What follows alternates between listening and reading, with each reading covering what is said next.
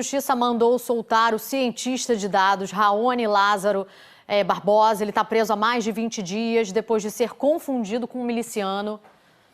Vamos falar com a Daniela Dias ao vivo. A própria polícia reconheceu que a prisão foi um erro e o reconhecimento dele tinha sido feito por foto, né, Daniela? Bom dia para você.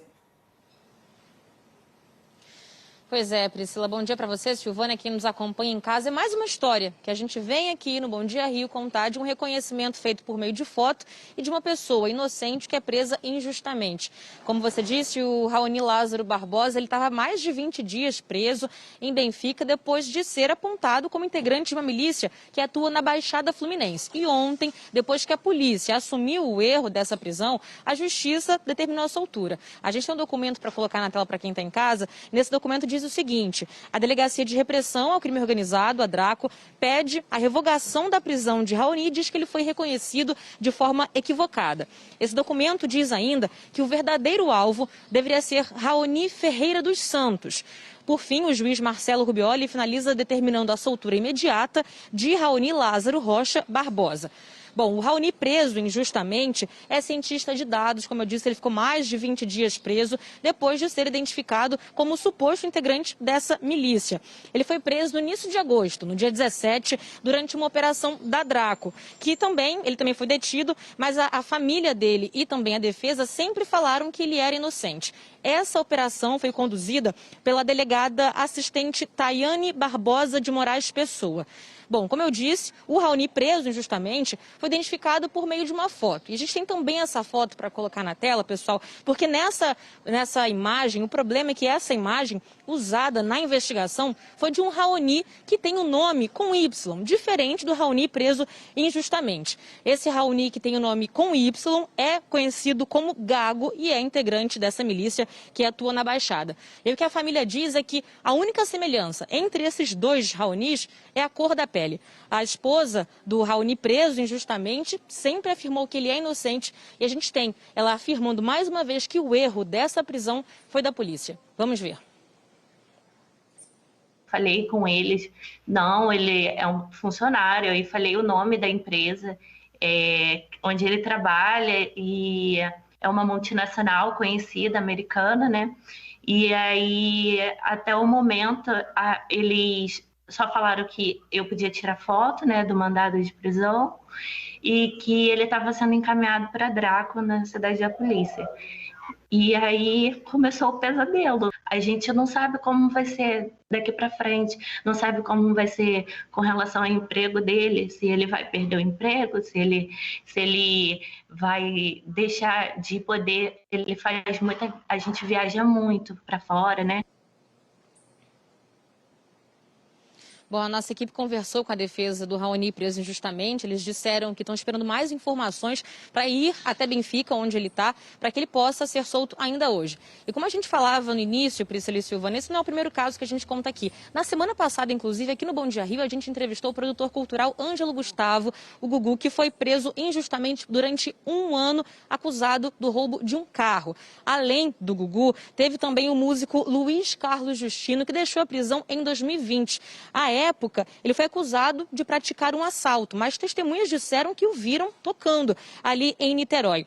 Teve também o caso do Vando dos Santos Bernardo, preso em 2018, acusado de ter cometido um latrocínio na Barra da Tijuca no ano anterior. E ele foi solto em março de 2021.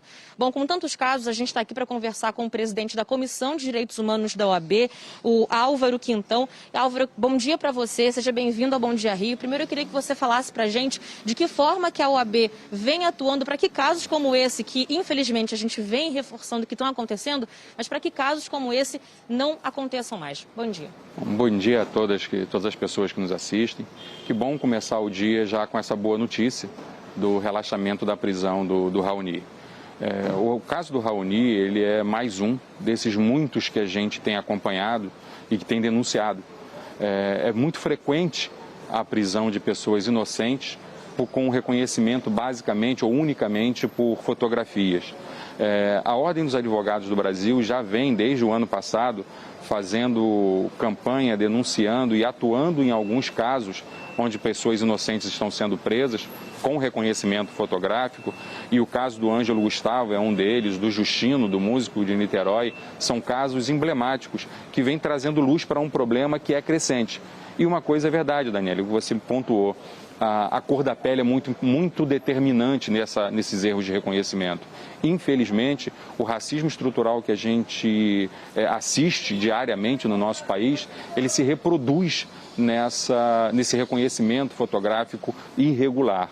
E ficamos muito felizes agora em saber que a própria polícia reconhece o erro que cometeu. Agora, precisa explicar como é que o nome do Lázaro apareceu totalmente no depoimento de uma testemunha que sequer conhecia o Lázaro, uma vez que ele não era o criminoso. Como é que esses dados foram parar e foram confirmados por estas testemunhas? É disso que a gente diz. A delegacia ela vem apontando e causando uma série de problemas. E, infelizmente, isso é muito comum em nosso estado. Perfeito, Álvaro. Muito obrigada pela sua participação aqui no Bom Dia Rio. Sobre o que o Álvaro falou, pessoal, sobre esse racismo estrutural, existem dados do Colégio Nacional de Defensores Públicos e é um levantamento entre 2012 e 2020 que aponta que pelo menos 90 pessoas foram presas injustamente nesse período. E dessas pessoas, mais de 80% eram pessoas negras. Bom, a Polícia Civil, sobre a prisão do Raoni Lázaro Barbosa, disse o seguinte, que uma investigação interna vai ser aberta para que possa apurar o que aconteceu de errado ali. Agora a gente vai chamar o Edivaldo Dondósola, que está ao lado de uma defensora pública, para falar um pouco mais sobre essa situação de presos injustamente que a gente vem falando tantas vezes aqui. Bom dia para você, Edivaldo.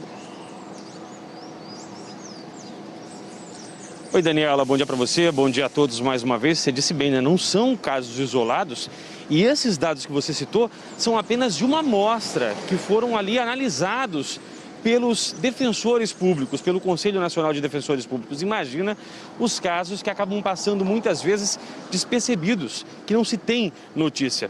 Por isso eu estou aqui agora para conversar ao vivo com a doutora Lúcia Helena de Oliveira, que é defensora pública e coordenadora da Defesa Criminal. Doutora Lúcia Helena, muito obrigado pela participação ao vivo aqui com a gente. Já existe uma jurisprudência do Superior Tribunal de Justiça, a própria chefia de Polícia Civil aqui no estado do Rio de Janeiro também já determina, orienta que o reconhecimento por foto não pode ser o único indício, a única prova contra aquele cidadão. Por que isso continua sendo feito dessa forma até hoje? Bom dia. Bom dia, obrigada pela oportunidade. Na verdade, o STJ, Superior Tribunal de Justiça, tem jurisprudência de fato negando o reconhecimento por foto, dando outro parâmetro ao reconhecimento por foto. Então, o que precisa é um trabalho conjunto dos atores do sistema de justiça, delegacia, defensoria pública, Ministério Público e juízes, né, para que a gente possa dar um outro tipo de resposta. É inadmissível que a gente tenha tantos erros, tantas pessoas sendo presas injustamente, tantos equívocos com o direito de liberdade das pessoas. Agora, isso demonstra também o racismo estrutural presente na nossa sociedade, porque dos casos analisados por vocês, de cada 10 pessoas aqui no Rio de Janeiro que foram presas injustamente, 8 eram negras. Isso mostra também o racismo ali presente na hora de apontar aquela pessoa por uma foto, muitas vezes até 3x4, como aquele sendo o cidadão que cometeu algum crime, quando na verdade não é. Sim, sem dúvida, as nossas pesquisas indicam que a maioria dessas pessoas, um percentual de cerca de 80%, são de pessoas negras, então me parece que não há outra conclusão a não indicação de racismo. Há uma seletividade penal. Quando a gente para olhar para as audiências de custódia, a gente consegue constatar que em cada 10 pessoas que são presas, 8 são negras. Então, me parece que é inegável a existência de um racismo e essa mentalidade ela tem que ser mudada. A população precisa ser informada para que a gente possa chegar a um resultado diferente deste. Doutora, a Priscila e a Silvana, que estão lá no estúdio, tem uma pergunta para a senhora. Elas vão fazer a pergunta, eu vou repassar para você logo em seguida. Por favor, Silvana e Priscila. Defensora, obrigada pela participação aqui do Bom Dia Rio. A gente estava ouvindo, né, sua experiência. Queria que a senhora falasse exatamente isso. A experiência de vocês, defensores, nessas audiências. Essas pessoas que são presas pela foto, né, elas costumam pelo menos serem ouvidas ou não, sumariamente, quando já sai ali a foto, elas já recebem essa condenação. Qual a experiência que a senhora tem dentro das audiências? Silvana questiona a possibilidade da pessoa se defender, porque muitas vezes essa pessoa que é acusada injustamente, ela não tem nem a chance de se defender nos autos. Por exemplo, na audiência de custódia, a juíza ela não vai analisar o mérito da questão, ela só vai analisar a questão da legalidade ou não da prisão em si. Como é que fica a pessoa nesses casos? Ela consegue ser ouvida pela experiência que vocês têm acompanhado? Sim, na verdade. Bom dia, Silvana, bom dia, Priscila.